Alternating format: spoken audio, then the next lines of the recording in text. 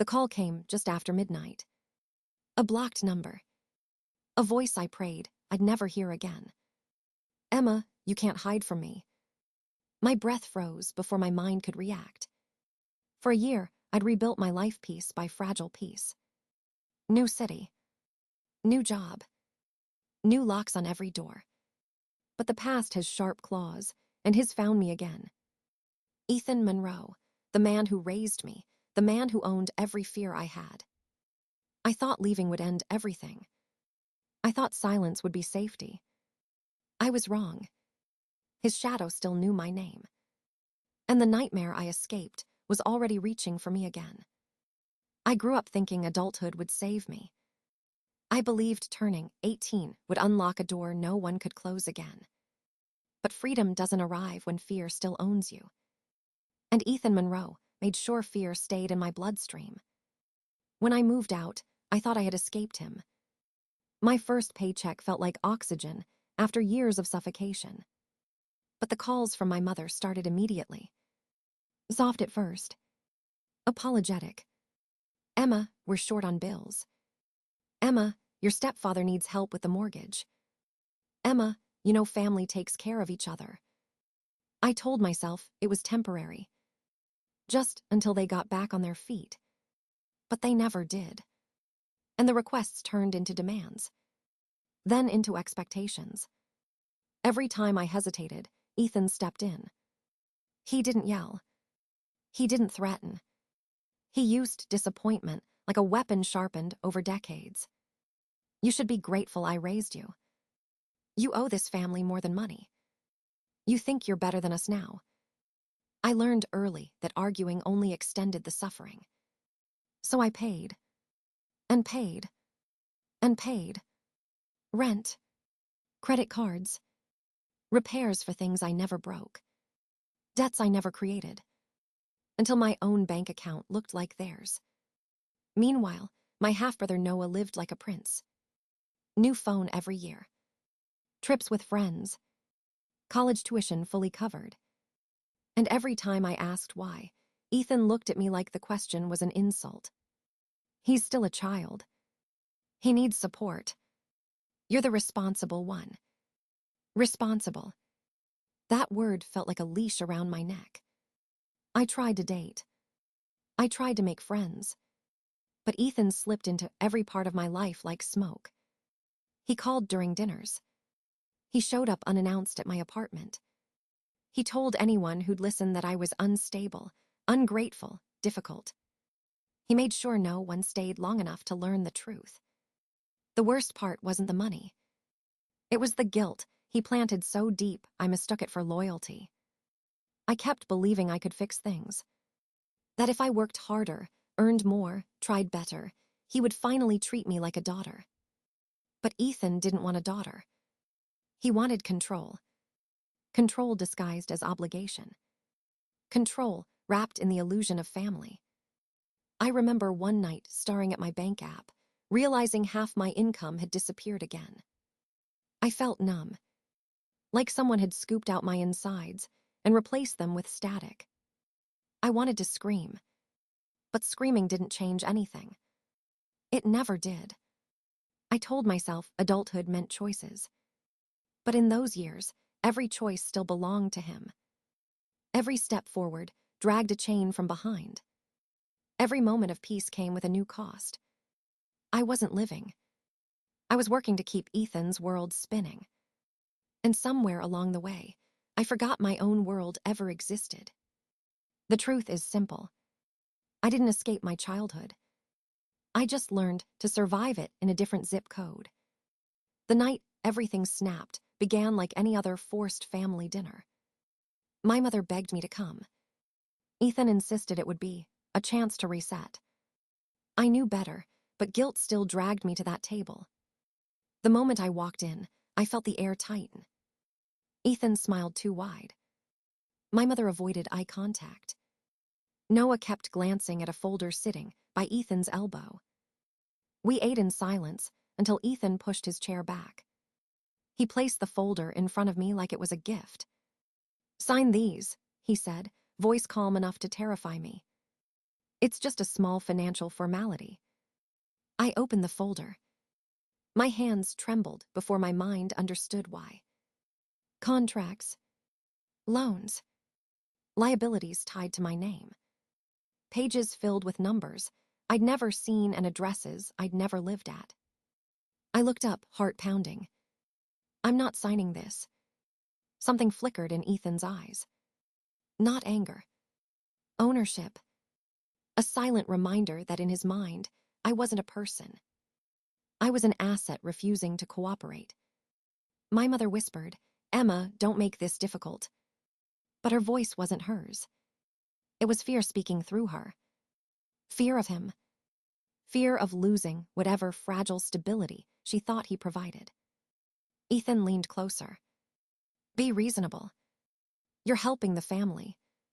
But there was nothing reasonable about trapping me in debts I never made. I closed the folder and slid it away. No. The room cracked open. Ethan's hand struck me before the word even finished leaving my mouth. The slap wasn't just impact. It was the sound of a lifetime of simmering control breaking into open violence. My mother gasped. Noah froze. Ethan stood there breathing hard, like he didn't expect his own hand to move. Like somewhere, a piece of his mask had finally fallen. I didn't say a word. I just stood up, grabbed my bag, and walked out the door. The cold air outside felt like the first real breath I'd taken in years. But Ethan didn't let go. He never did. The next morning, he showed up at my workplace. He marched past reception, yelling my name like he owned the building. He told my manager I was mentally unstable. He said I was responsible for debts that could destroy the whole family. He demanded I be forced to speak with him. Security escorted him out, but the damage was done. My coworkers stared. My manager pulled me aside with the kind of pity that stings more than cruelty. That night, the calls began. First, my mother apologizing, begging me to smooth things over. Then Ethan, his voice cold and sharp. You either fix what you broke, or I fix it for you. I blocked him. He used new numbers. I moved temporary apartments. He found every address. The final message came 3 days later. A photo of my front door. A single sentence beneath it. You don't get to walk away from family. That was the moment I understood. Ethan hadn't crossed a line. He'd simply revealed the one he'd been standing on all along. I thought ignoring Ethan would make him vanish. I was wrong. He escalated faster than I ever imagined. The threats became real, physical, undeniable. It started with forged documents, loans I never signed, rental agreements under my name, debts stacking up in my absence. I discovered them when my bank froze my account. Then he moved on to impersonation. Emails, social media accounts, even job applications. People thought I was lying or unstable. I had no alibi for the digital crimes committed in my name. He filed lawsuits with falsified evidence. Courts called me to explain transactions I never made. Every answer I gave was met with skepticism. Ethan painted me as greedy, reckless, untrustworthy. He showed up at my work again. Security barely contained him. He yelled, demanded, threatened. Colleagues avoided me, fearing repercussions. I was isolated in plain sight. My home was next. Locks tampered. Windows broken. Items destroyed. Photos left to unsettle me psychologically. Even neighbors received anonymous threats, implying I was dangerous. He hired people to follow me. Vehicles parked across the street for hours. Photos of me sent anonymously. Every corner I turned, he was there. I realized I couldn't fight this alone. I called a lawyer, Caroline Brooks. She was relentless. She explained we needed evidence, solid proof. Video footage, metadata, witness testimony.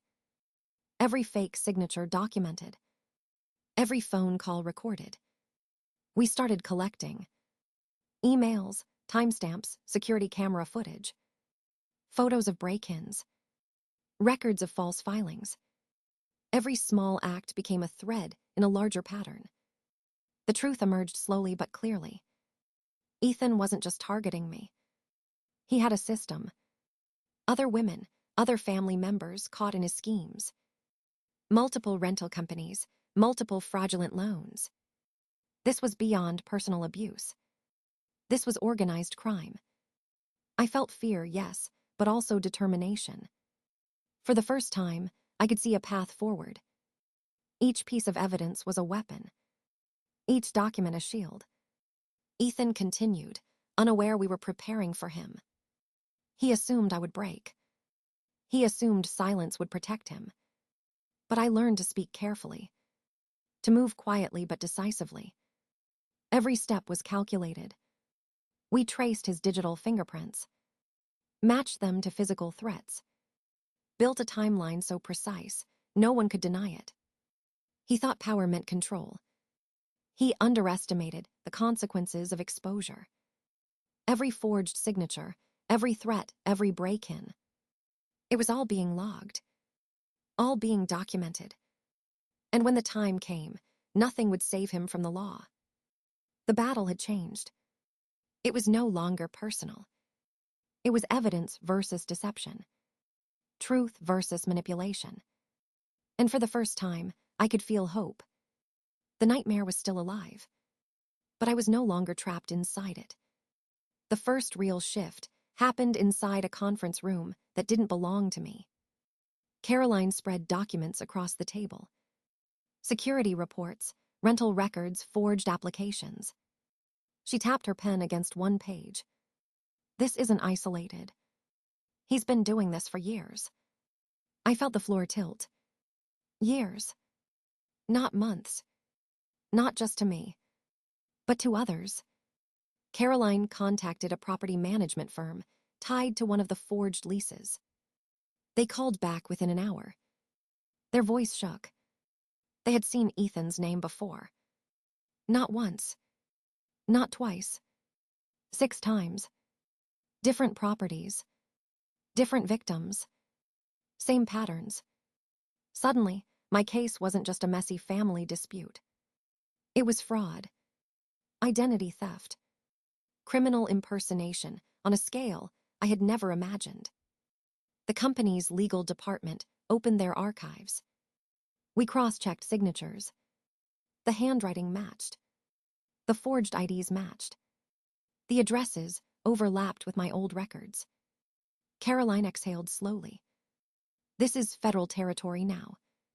She reached out to investigators she knew at the state level. They reviewed our data. They requested the digital logs. They asked for footage from my neighbor's cameras. Every new detail widened the investigation. It didn't take long before the FBI contacted us. They wanted interviews. They wanted access to the documents. They wanted to map Ethan's activities across state lines. When I walked into the federal building, my hands wouldn't stop shaking. The agent assigned to me introduced himself gently. He spoke like someone used to dealing with trauma survivors. He asked questions I had never asked myself. Did he ever control your income? Did he isolate you from support? Did he benefit financially from your dependency? Every answer was yes. Every yes tightened the noose around Ethan's operations. The investigators uncovered more victims. Cousins, distant relatives, former partners of his past.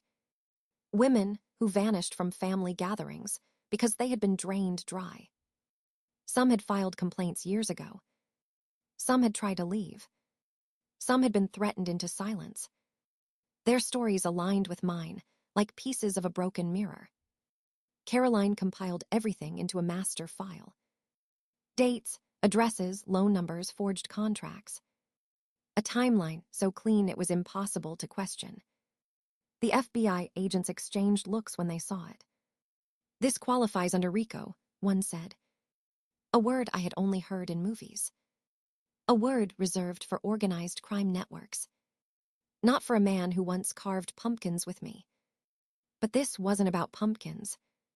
This was about power. Money. Control through coercion. Systematic exploitation, hidden inside a family structure. The district attorney joined next. She reviewed the case personally. She didn't blink as she read the pages. When she finished, she closed the file carefully. We're opening a joint task force. I felt my breath leave me in a shaky rush. Not fear. Relief. Real, grounded relief. For the first time, Ethan was not the one controlling the narrative. For the first time, people with power believed me. For the first time, the truth was louder than his lies. He didn't know any of this yet. He still walked freely.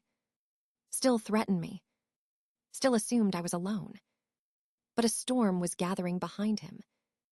A storm built from testimonies, documents, forensic reports. A storm carrying federal weight. And when it reached him, nothing he said would erase what he had done. Nothing would shield him from the consequences he had spent a lifetime avoiding. The investigation had grown beyond him. Beyond me. It had become something irreversible. And it was only just beginning. Ethan realized the walls were closing in. His empire of control was crumbling faster than he expected. Noah stopped returning his calls. My mother moved to another state, avoiding him. His bank accounts froze under federal orders. With nothing left, he became unpredictable. Desperation sharpened his edges. He no longer cared who saw him. He no longer cared about appearances. Every threat, every move was amplified. He started following me across states. Rental cars spotted outside my apartment. He knew where I ate, where I worked, where I slept. Every step I took felt preempted. Every route planned, every moment watched. The messages started again. Short tilling. You can't hide. Everyone will pay. Nothing is safe.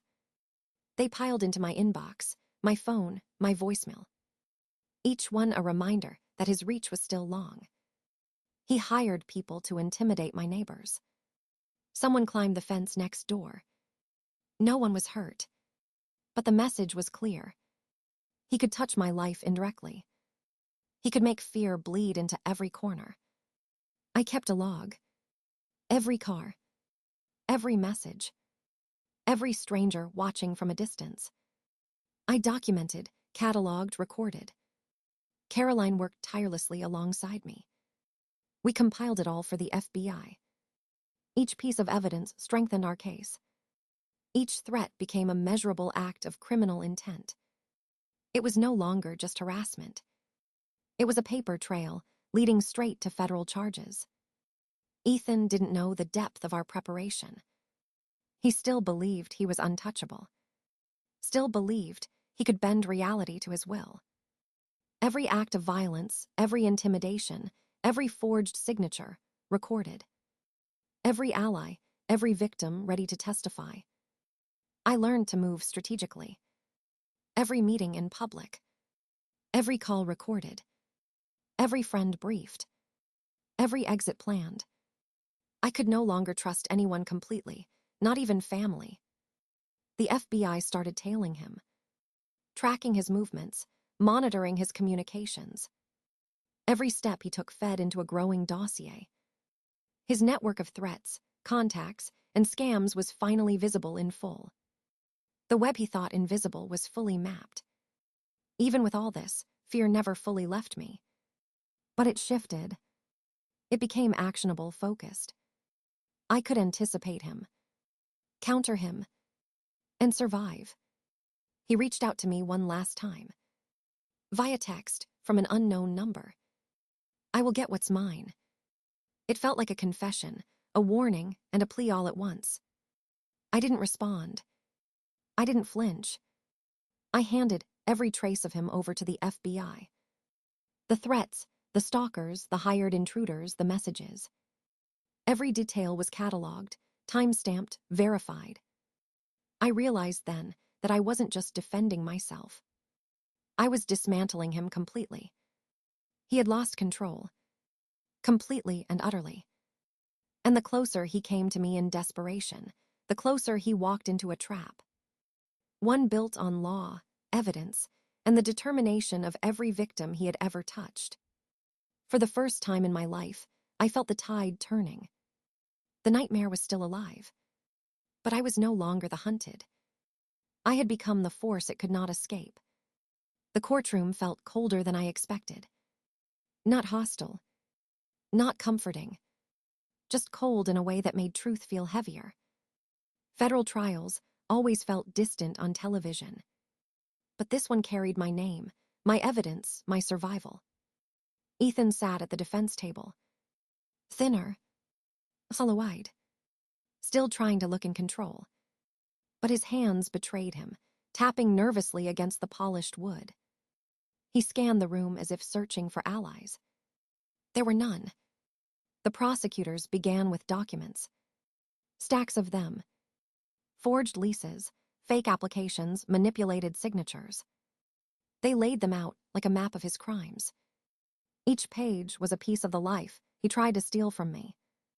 Witnesses testified. Former landlords. Investigators.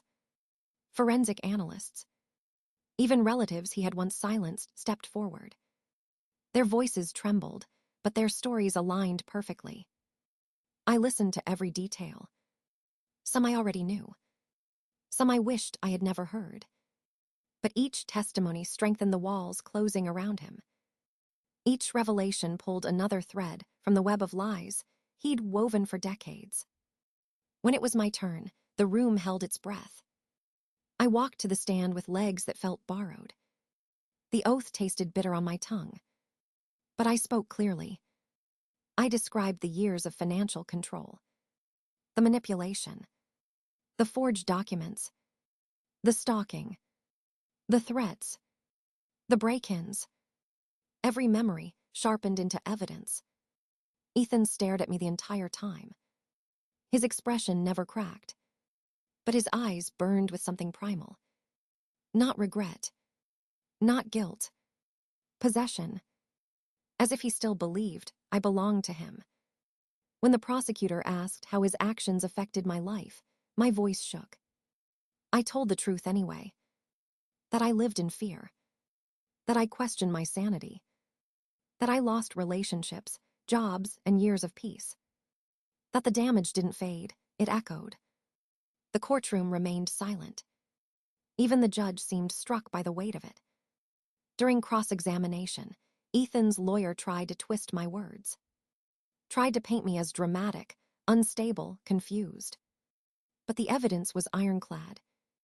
Every lie collapsed under the weight of digital logs, timestamps, security footage.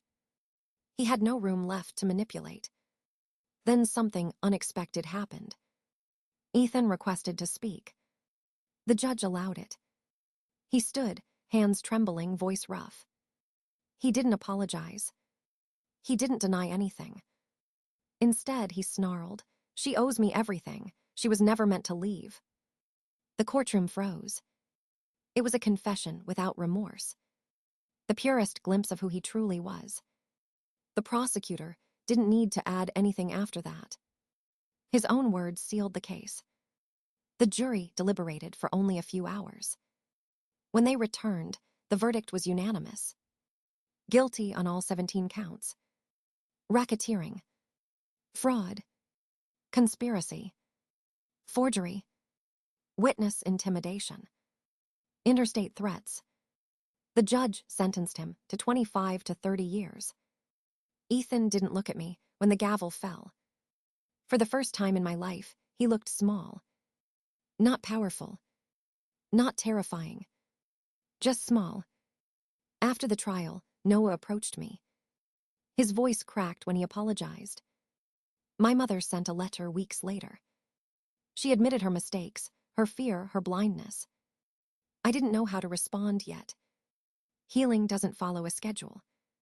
But as I walked out of that courthouse, sunlight hit my face. Warm. Steady. Real. For the first time, freedom didn't feel like a fantasy. It felt like a beginning. A year later, I finally unlocked my front door without fear. The house was mine. Every wall, every window, every room repaired with my hands and my patience. The past had tried to chase me here, but it had failed. I received a letter one morning. Ethan had suffered a heart attack in prison. The news didn't shock me. It didn't anger me. It didn't stir anything at all. I felt nothing. And that was liberation. I walked through the garden I had planted. Flowers bloomed where destruction once lived. Sunlight warmed the rooms he tried to darken. I could breathe without guilt, without fear, without debt. I started rebuilding my life fully. Jobs I chose, friends I trusted, moments that belonged only to me. I was no longer part of his empire, no longer his pawn, no longer a link in the chain of family abuse. The cycle ended with me. I survived. I reclaimed my world. And for the first time, I felt the quiet power of freedom. The nightmare was gone, and my life finally began.